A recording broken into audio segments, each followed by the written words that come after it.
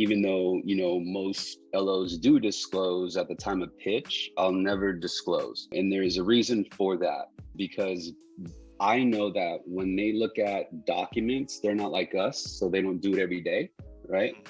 And primarily as a consumer, really what you're looking for is the rate and fees, because that's all you understand, right? Yeah. You're not necessarily thinking of like, oh yeah, but this is a plan that gets us to that next stage.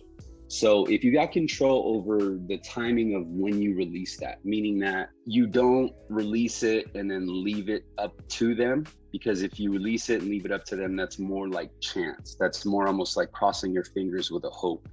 And so the good thing is that you're on a 2-call close, but the way you set up the 2-call close, just like in the program, is you're setting it up to really expect to get the disclosures at that time, because you're going to be at a home computer with your spouse to give consent, right? Yeah. And so at the end of the very first call, the energy is more like you're going to get what you get, right? But this campaign is special, but so I'll try to get you in this campaign and I'm gonna work on the numbers. I know you're going to be at a home computer or a home tablet at 5 to give consent. So what I'll do is I'll release it, but if I have any questions, I'll give you a call first.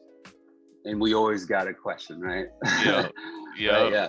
So when you call them back on that second call, you say, hey, Brent, I was about to send out the disclosures, but I had a question. I actually got an idea. I want to run There it we go. by Yeah. you. I've been using Right? that one, dude. Yeah. Or like there might have been something that we missed, Yeah. I want to get your feedback. You know what I mean? Is your wife there? Put me on speakerphone, right? And then that is when you actually frame them up for the sale. Because what you're doing is you're reiterating the concerns and the pain. So what you're doing is you're putting them back in a position where they're in need again, right? Because you might have talked to dude, or you might have talked to the wife or whoever, but that was like 6 hours ago sometimes, right? Sometimes it's even like a day ago. And so when you call them, they don't necessarily remember their emotional state at the time, right? And so that's how you kind of control them to put them back in that state. So when you put the truth out there, you're doing two things. Number one is you're reminding them that you listen. And then number two, you're actually showing the spouse that their spouse listens, right? And they know.